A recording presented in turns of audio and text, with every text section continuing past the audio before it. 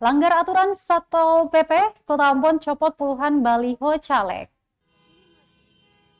Badan Pengawas Pemilu Kota Ambon menggandeng Satuan Polisi Pamung Praja menertibkan alat peraga kampanye berupa baliho yang melanggar aturan pada Kamis 4 Januari 2024. Penertiban itu berlangsung di dua titik berbeda, yakni di kawasan Jalan Jenderal Sudirman dan kawasan depan Universitas Patimura Ambon. Patroli penertiban dipimpin langsung penjabat Wali Kota Ambon, Bodewin Watimena, didampingi Ketua DPRD Kota Ambon, Elito Isuta, Bawaslu Ambon, Ketua Bawaslu Maluku Subair, dan TNI Polri.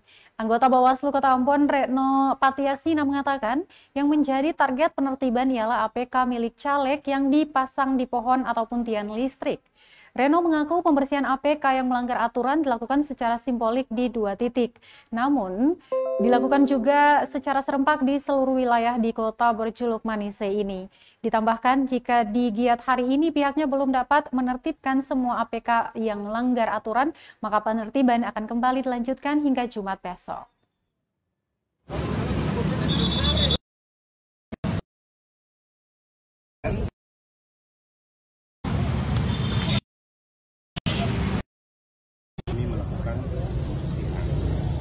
Dilakukan oleh Satpol PP sebagaimana yang diimplementasikan oleh Bawaslu sesuai dengan hasil pengawasan yang dilakukan oleh jajaran Bawaslu di sejumlah kecamatan. Jadi hari ini kita bersihkan, Satpol PP bersihkan, turut diawasi oleh Bawaslu.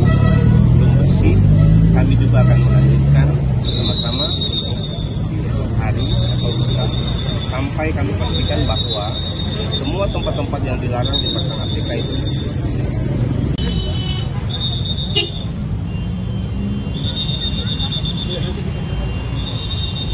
Download Tribun X sekarang, menghadirkan lokal menjadi Indonesia.